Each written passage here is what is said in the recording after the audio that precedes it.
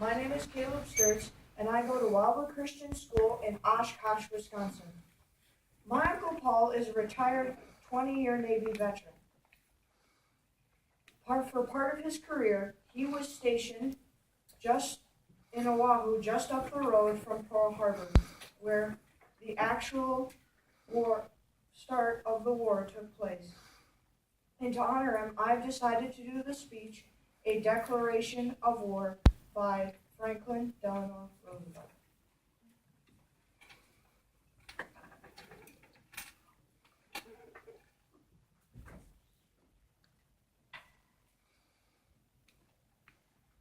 Mr. Vice President and Mr. Speaker, members of the Senate and House of Representatives. Yesterday, December 7th, 1941, a date which will live in infamy. The United States of America was suddenly and deliberately attacked by naval and air forces of the Empire of Japan. The United States was at peace with that nation, and at the solicitation of Japan, was still in conversation with its government and its emperor, looking toward the maintenance of peace in the Pacific.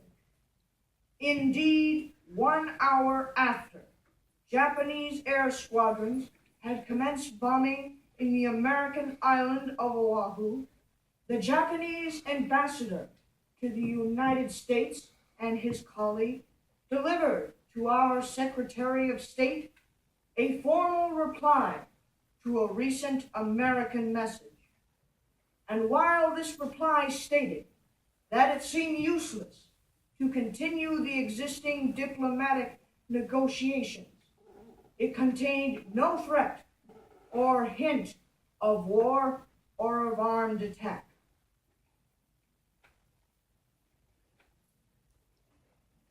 The attack yesterday on the Hawaiian Islands has caused severe damage to naval and military forces.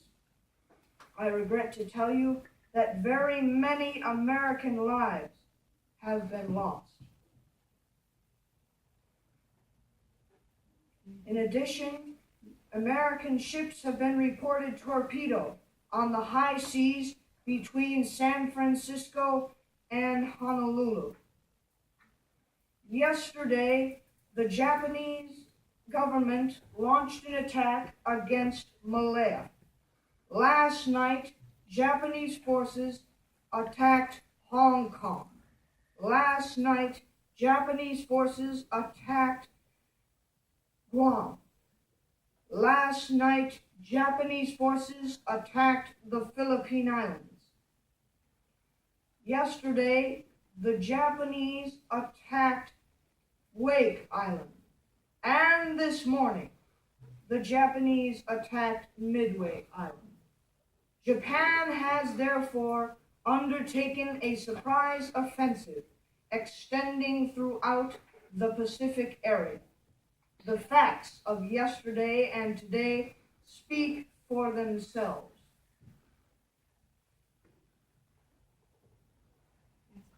As Commander-in-Chief of the Army and Navy, I have directed that all measures be taken for our defense.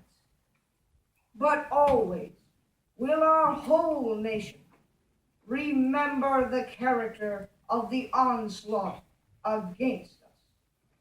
No matter how long it may take us to overcome this premeditated invasion, the American people in their righteous might will win through to absolute victory. I believe that I interpret the will of the Congress and of the people when I assert that we will not only defend ourselves to the uttermost, but will make it very certain that this form of treachery shall never again endanger us. Hostilities exist. There is no blinking at the fact that our people, our territory, and our interests are in grave danger. With confidence in our armed forces, and with the unbounding determination of our people, we will gain the inevitable triumph, so help us God. I ask that the Congress declare, since the unprovoked and dastardly attack by Japan, Sunday, December 7th, 1941, a state of war has existed between the United States and the Japanese Empire.